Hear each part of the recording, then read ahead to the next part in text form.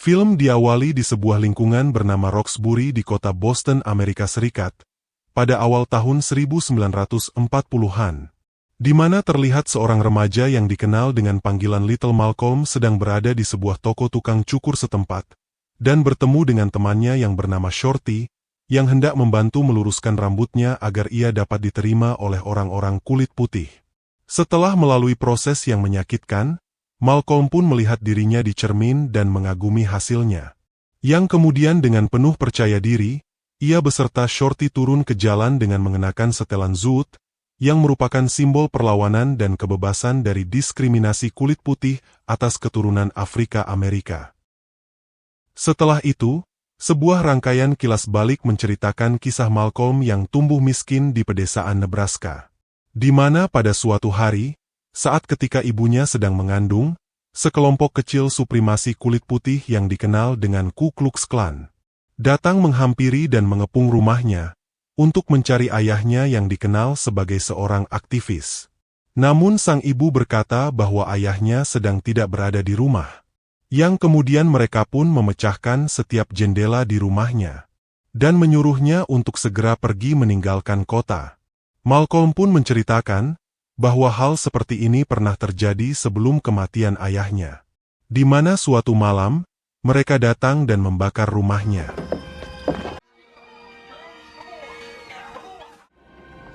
Namun ayahnya berhasil mengusir mereka. Di samping itu Malcolm juga menceritakan bahwa Louis, ibunya, merupakan seorang keturunan Karibia sebagai blasteran kulit putih.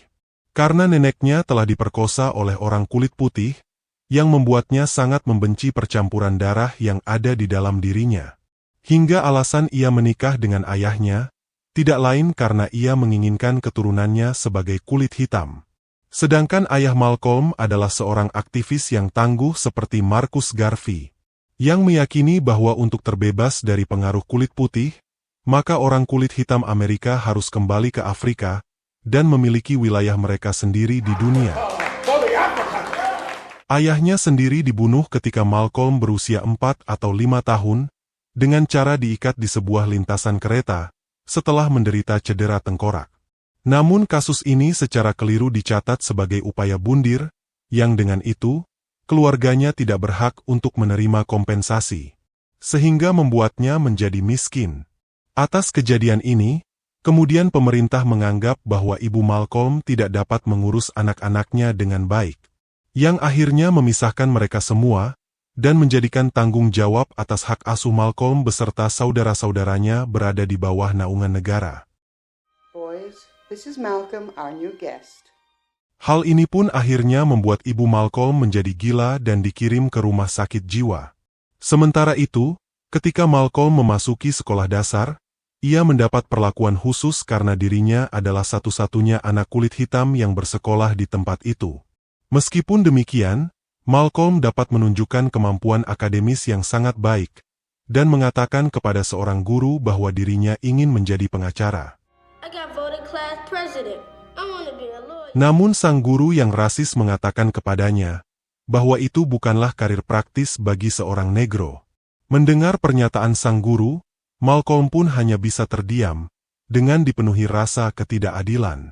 Kemudian scene kembali ke masa kini di tahun 1944, di mana Shorty dan Malcolm beserta Laura, pacar Malcolm, pergi ke sebuah klub. Dan setelah melakukan beberapa tarian bersama, Malcolm bertemu dengan Sophia, seorang wanita kulit putih berambut pirang yang tertarik dengannya. I'm Sophia. Malcolm pun memilih untuk mengakhiri hubungannya dengan Laura, dan mulai menjalin hubungan dengan Sophia. Akhirnya hubungan Malcolm dan Sophia pun terus berlanjut. Namun Malcolm yang mengetahui bahwa Sophia tergila-gila dengannya, kerap memanfaatkannya dengan perlakuan atas kebenciannya terhadap ras kulit putih. Kemudian Malcolm pun bekerja di sebuah perusahaan kereta api lokal sebagai seorang pelayan, yang pada suatu hari, keretanya melakukan perjalanan ke kota Harlem, New York. Setibanya di Harlem, Malcolm pergi ke sebuah bar dengan penampilannya yang nyentrik. Namun di bar, Malcolm bertemu dengan seorang pria yang menghina penampilannya hingga mencela ibunya. Mendengar hal itu, Malcolm pun dengan sigap segera memecahkan sebuah botol di kepala pria itu. Kejadian itu pun diperhatikan oleh seseorang yang sedang duduk di pojokan, yang dikenal dengan West Indian Archie, yakni seorang bandar lotre yang mengelola nomor undian secara lokal dan memiliki pengaruh cukup besar di wilayah itu. Kemudian Archie pun memanggil Malcolm untuk duduk dan minum bersama di mejanya. Dan melihat bahwa Archie merupakan orang yang berpengaruh, Malcolm kemudian memohon untuk dapat bekerja dengannya, dan berharap dapat menghasilkan uang yang banyak dari pekerjaannya. Archie pun menyukai gaya Malcolm yang berani dan spontan, dan akhirnya mengizinkan Malcolm untuk bergabung dengannya. Come with me. Kemudian Archie membantu Malcolm untuk merubah gaya berpakaiannya, dan mengajari dunia yang ia geluti kepada Malcolm. Hingga suatu saat, terjadi perselisihan antara Malcolm dan Archie, yang terkait dengan pemasangan undian nomor lotre, di mana ketika Malcolm, Archie dan Sophia sedang duduk bersama di sebuah kamar hotel. Malcolm pun bertaruh kepada Archie, bahwa angka-angka yang ia pilih pasti akan keluar. 821. Dan beberapa malam kemudian, Malcolm dan Archie pun kembali duduk bersama di sebuah bar, sambil membahas angka taruhan yang keluar pada malam itu. Yang ternyata salah satu angka yang dipasang oleh Malcolm berhasil keluar. Namun Archie menyangkal bahwa Malcolm telah menyebutkan angka tersebut, dan kemudian Malcolm pun menuduh Archie telah curang, dengan berpura-pura lupa pada angka yang disebutkan oleh Malcolm pada malam itu. Seolah tidak menerima dengan apa yang Malcolm tuduhkan, Archie pun segera pergi meninggalkan Malcolm. Namun sebelum pergi, anak buah Archie mengingatkan Malcolm akan reputasi ingatan Archie yang tidak pernah melupakan angka-angka yang telah terpasang.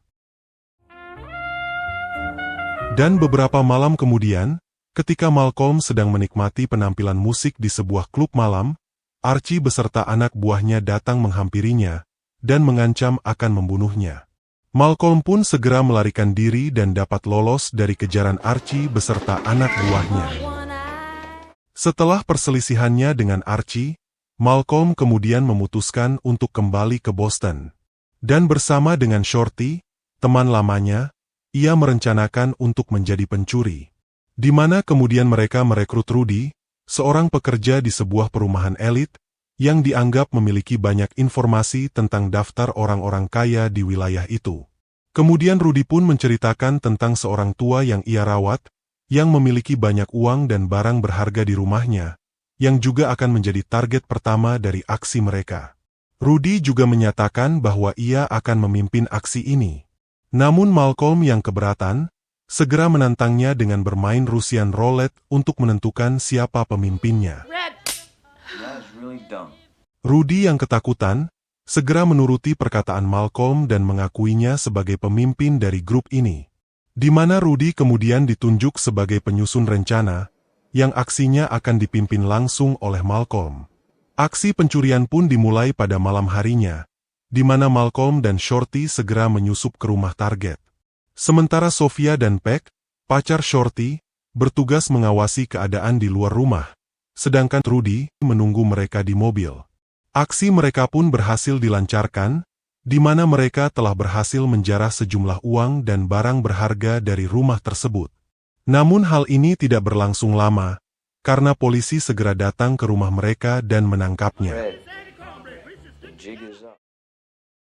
Malcolm dan Shorty pun ditangkap dan diadili di persidangan, bersamaan dengan Sophia dan juga Peck, yang dianggap bersekongkol dan memiliki hubungan dengan para pencuri tersebut. Persidangan pun dipimpin oleh seorang hakim yang rasis, di mana setelah mendengar putusan bersalah, Sophia dan Peck dijatuhi hukuman 18 bulan penjara. Sedangkan Malcolm dan Shorty mendapat hukuman lebih berat. Hakim pun menyebutkan serangkaian tingkatan hukuman berlapis yang akan dijalani secara bersamaan oleh mereka berdua, yang membuat Shorty jatuh pingsan ketika mendengarkannya. Karena menganggap bahwa hukumannya dapat mencapai hingga 100 tahun penjara. Namun Malcolm menjelaskan kepadanya, bahwa hukuman bersamaan yang disebutkan adalah minimal 10 hingga 14 tahun penjara. Dan pada Februari tahun 1946, Malcolm pun akhirnya dikirim ke penjara Charlestown di kota Boston, Massachusetts, di mana di hari pertamanya, ia menolak untuk menyebutkan nomor penahanannya, yang akhirnya membuat ia dijebloskan ke ruang isolasi. Di tengah hukuman ruang isolasi, seorang pendeta penjara menghampiri Malcolm dengan maksud untuk mengingatkannya agar kembali kepada Tuhan. Namun Malcolm menolaknya mentah-mentah. Dan setelah beberapa lama menjalani hukuman isolasi, Malcolm pun dibebaskan. Di mana kemudian Malcolm dihampiri oleh seseorang bernama Baines, yang diketahui sebagai anggota dari Nation of Islam, yakni organisasi Muslim kulit hitam Amerika Serikat. Baines pun berusaha membuka pikiran Malcolm, bahwa penjara yang sebenarnya adalah pikiran, dan jalan keluar terbaik dari penjara adalah dengan membebaskan pikirannya. Baines juga menyampaikan bahwa hal ini didapat melalui ajaran yang disampaikan oleh Elijah Muhammad, sang pendiri sekaligus pimpinan dari Nation of Islam. Walau pada awalnya Malcolm menolak untuk mendengar apa yang disampaikan oleh Baines, namun ia semakin tertarik dengannya ketika ia melihat kepercayaan diri yang dimiliki oleh Baines dalam menyampaikan ceramahnya kepada para napi, dan juga keberaniannya untuk memilih menolak perintah sipir yang menghampirinya. Malcolm pun kemudian lebih banyak berdiskusi dan menghabiskan waktunya bersama Baines, yang dalam perbincangannya, Baines mengatakan bahwa tubuh manusia adalah kuil suci yang harus dihormati, di mana setiap rokok, narkoba, alkohol, wanita, dan juga daging babi, merupakan racun ras kulit putih yang disebarkan untuk meracuni ras kulit hitam. Baines juga menyebutkan bahwa semua orang kulit putih tidak dapat dipercaya. Yang kemudian Baines meminta Malcolm untuk menyalin dan memperhatikan pada apa yang tertulis di dalam seluruh kamus bahasa Inggris, dengan menunjukkan sebuah diskriminasi yang terkait kata-kata seperti hitam dan putih. Selain itu, Baines juga menyampaikan bahwa untuk menggali sebuah kebenaran, Malcolm harus memahami arti dan makna di balik setiap kata dan juga bahasa. Karena itu semua merupakan kunci yang kerap digunakan sebagai senjata oleh ras kulit putih untuk menjatuhkan ras kulit hitam. It must be purified.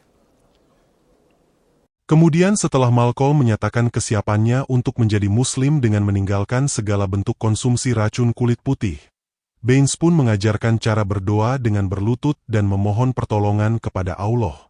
Walau awalnya Malcolm enggan untuk melakukannya, namun ketika ia mendapat sebuah surat dari Elijah Muhammad, Malcolm pun seolah dapat merasakan kehadirannya dan menyampaikan bahwa satu-satunya jalan menuju kebenaran adalah melalui Allah.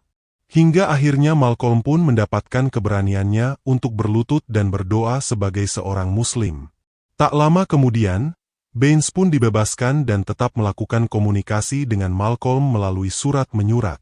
Kemudian pada suatu waktu, Malcolm yang masih mendekam di penjara, mengikuti sebuah kebaktian yang disampaikan oleh seorang pastor, di mana ia menentang gambaran tradisional Yesus yang telah tersebar di seluruh dunia, karena tidak sesuai dengan catatan sejarah yang sebenarnya.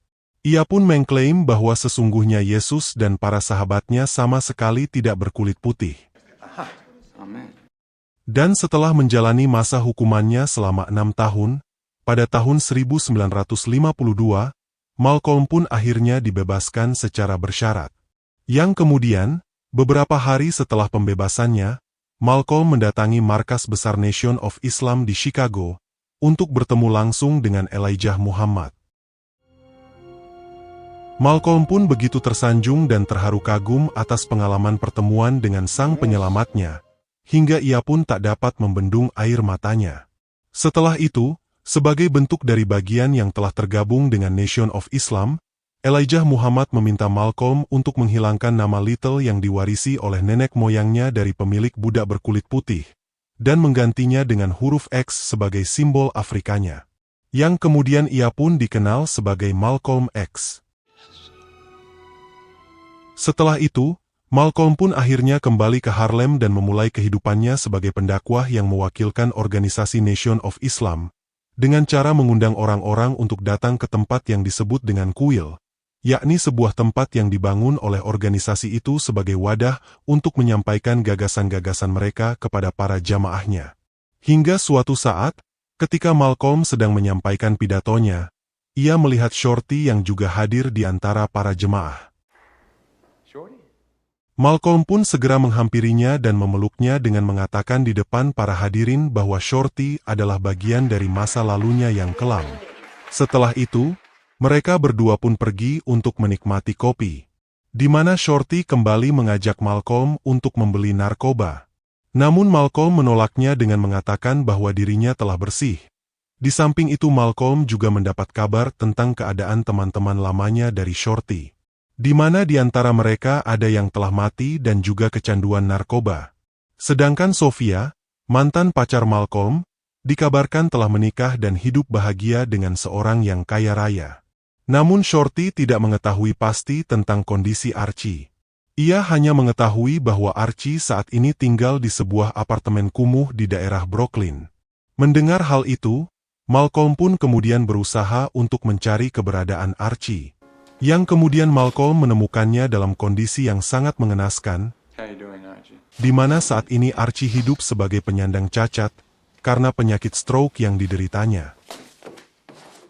Kemudian pada tahun 1957, telah terjadi insiden penganiayaan terhadap salah satu anggota Nation of Islam, di mana Brother Johnson yang merupakan saudara satu kuil di organisasi tersebut telah dipukuli di jalan dan dimasukkan ke dalam penjara dengan tanpa mendapat perawatan medis.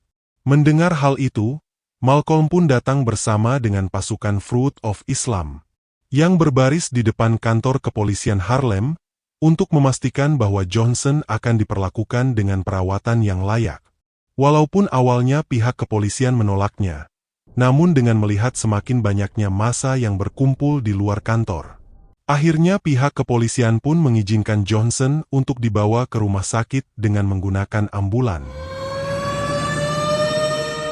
Kemudian Malcolm beserta pasukan Fruit of Islam kembali memastikan kelayakan perawatan yang akan didapat oleh Johnson di rumah sakit, dengan berjalan menuju rumah sakit, yang secara spontan diikuti oleh sekelompok massa yang mendukung mereka. Setibanya di depan rumah sakit, Malcolm bersama dengan pasukan Fruit of Islam kembali berbaris, yang diikuti oleh kerumunan massa yang marah dengan menuntut keadilan. Hingga seorang dokter keluar dari rumah sakit dan memberitahukan bahwa Johnson akan sembuh dan mendapat perawatan yang layak. Mendengar hal itu, Malcolm pun memerintahkan pasukan Fruit of Islam untuk membubarkan diri secara teratur, yang diikuti dengan tertib oleh massa pendukung mereka. Melihat hal ini, seorang kapten kepolisian menyatakan bahwa itu adalah kekuatan yang cukup besar yang dimiliki oleh satu orang.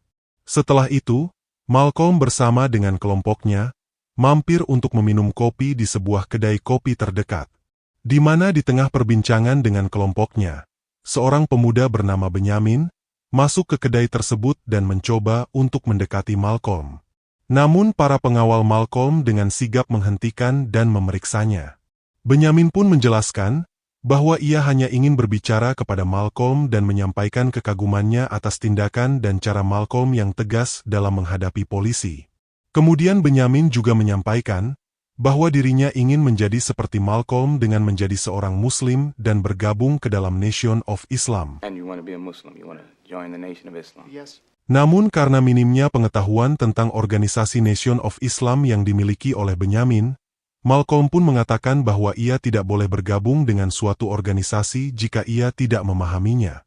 Mendengar hal itu, Benyamin pun menjadi kecewa dan hendak pergi tanpa harapan.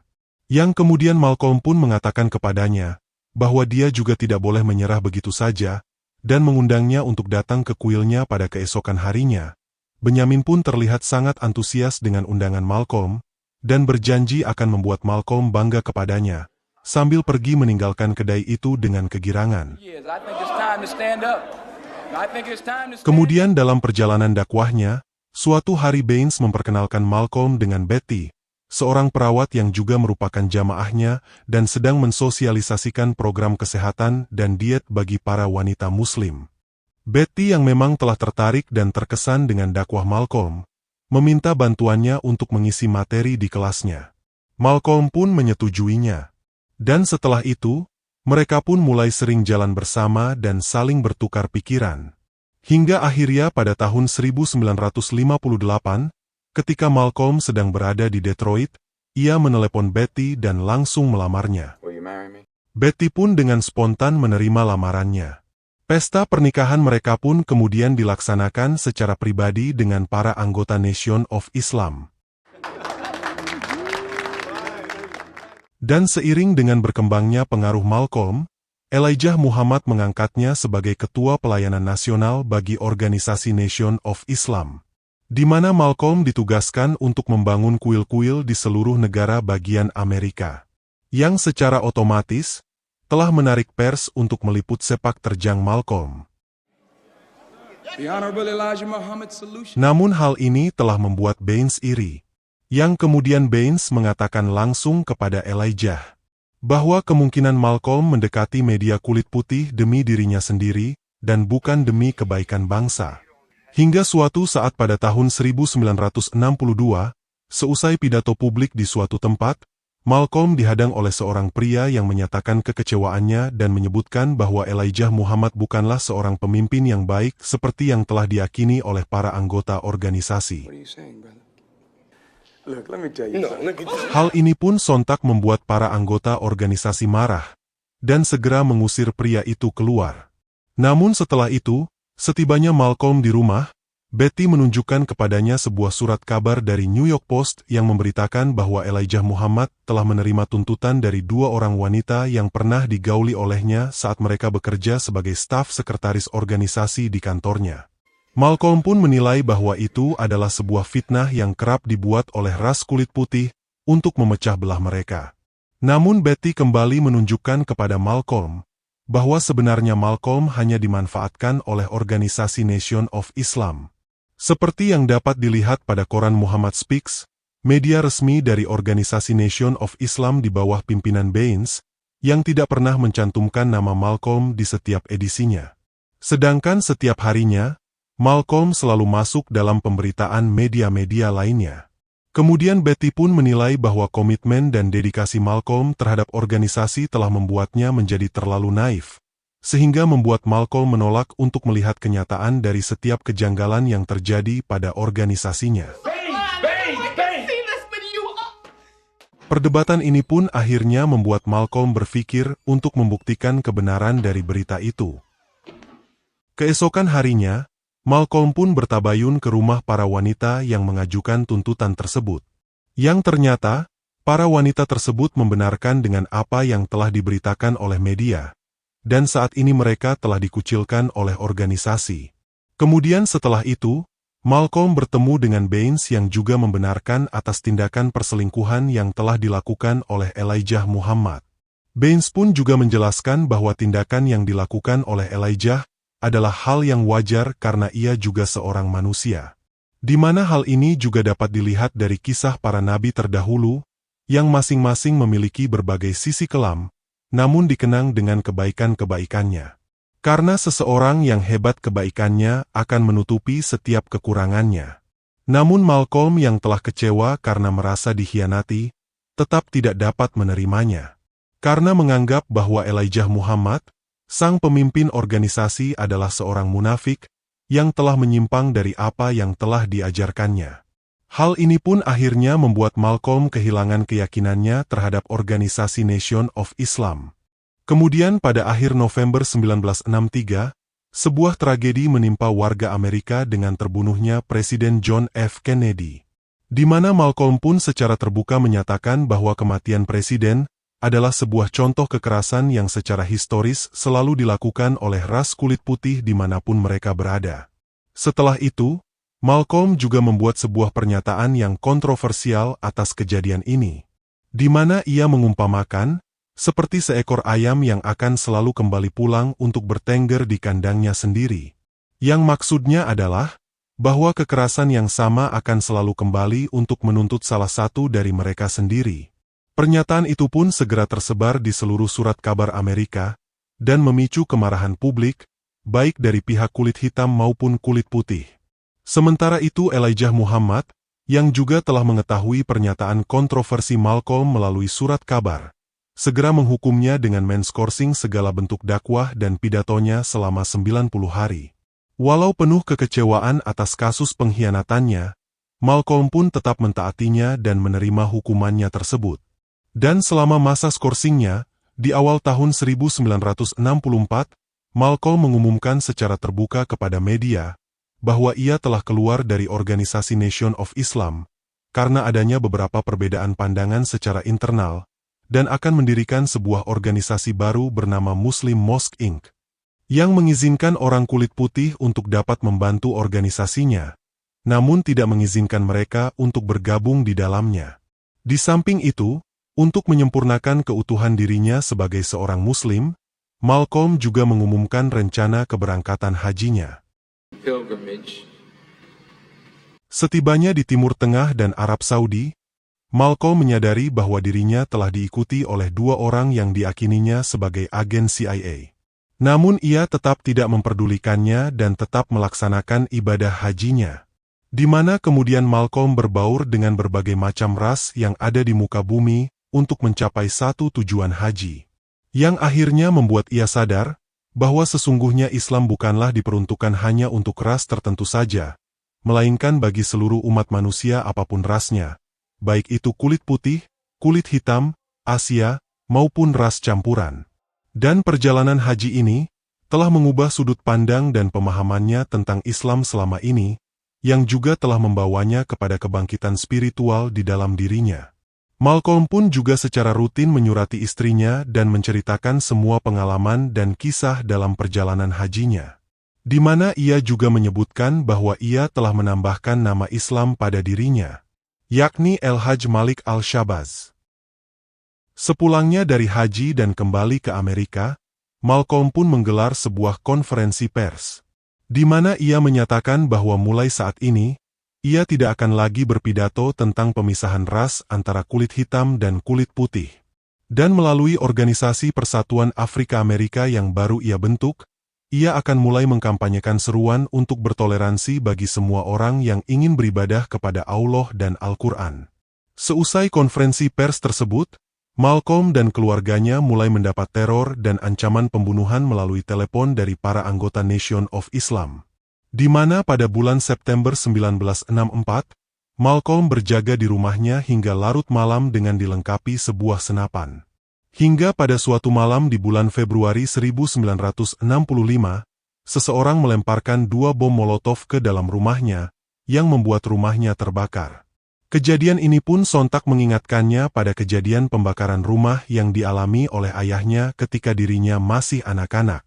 Dan dalam kondisi latar belakang rumah yang terbakar, Malcolm pun menyampaikan kepada wartawan dalam liputannya, bahwa apabila ia melihat pelakunya, maka ia akan menembaknya sendiri dengan senjatanya. Dan Malcolm juga menyebutkan, di samping itu, Baines juga memberikan pernyataan publik kepada media, bahwa aksi pembakaran rumah Malcolm adalah sebuah bentuk dari aksi publisitas Malcolm yang mungkin dilakukan oleh dirinya sendiri.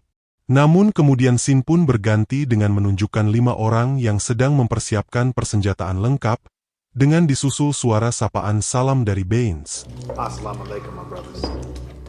yang mengungkap bahwa Baines lah yang telah memerintahkan mereka untuk membakar rumah Malcolm.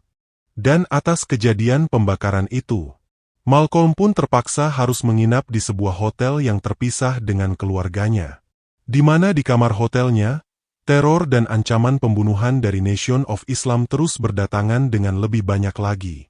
Hingga Malcolm pun meyakini bahwa Nation of Islam tidak bekerja sendiri untuk memantau pergerakannya, seiring dengan ditemukannya sebuah mikrofon di kamar hotelnya yang sedang disadap oleh CIA. Dan pada tanggal 21 Februari 1955, akhirnya Malcolm memutuskan untuk berbicara di Audubon Ballroom di kota Harlem, yang juga akan menjadi pidato publik pertamanya sejak berdirinya organisasi yang didirikannya.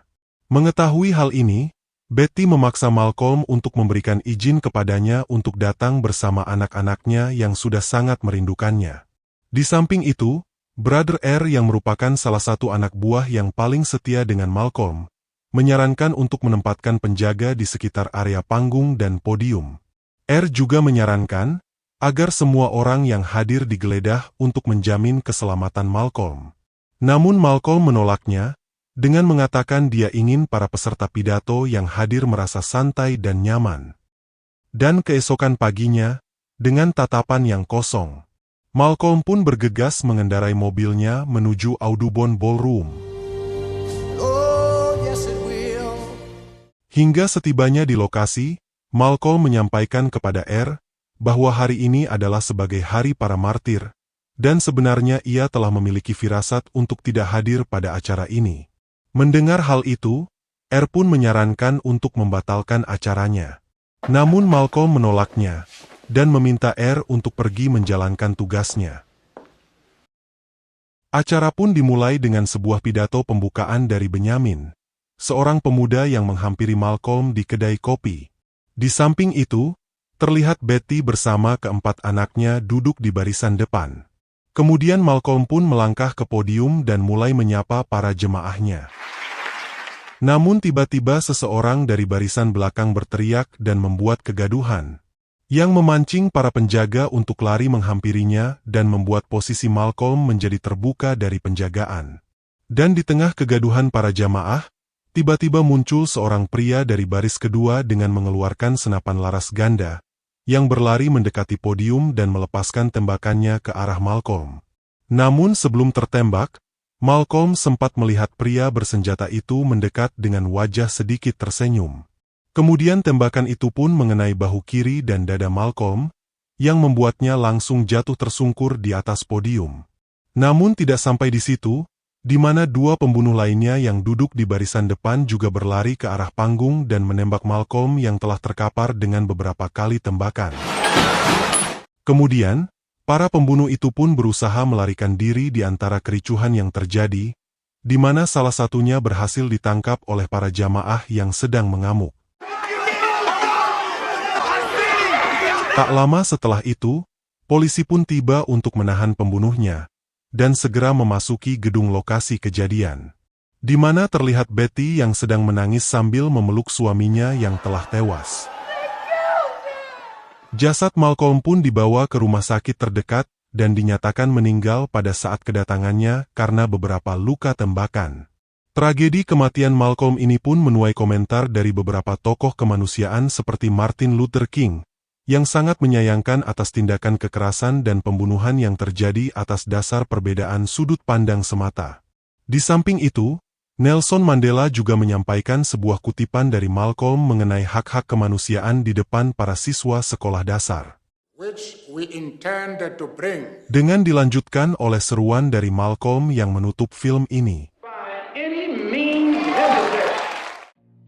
Dari film ini kita dapat mengambil pelajaran bahwa setiap manusia memiliki kesempatan yang sama untuk dapat melakukan perubahan pada dirinya, di mana dari kisah Malcolm telah menjadi contoh dari sebuah transformasi perubahan yang signifikan dari seorang manusia yang sebelumnya menempuh jalan kegelapan menuju cahaya kebenaran yang terkait dengan identitas diri, keimanan, dan juga perjuangan melawan penindasan, dan keberanian seorang individu yang dapat menginspirasi gerakan besar untuk hak kesetaraan dan kebebasan. Di samping itu, kita juga dapat melihat bahwa agama seringkali dijadikan sebagai kendaraan politik untuk mengumpulkan massa secara efektif dalam upaya meraih kekuasaan oleh segelintir pihak, yang akhirnya tanpa disadari telah meninggalkan esensi dari ajaran agama itu sendiri. Semoga film ini dapat menjadi pelajaran buat kehidupan kita. Terima kasih sudah menonton, dan sampai jumpa lagi di konten Ngalur Film selanjutnya.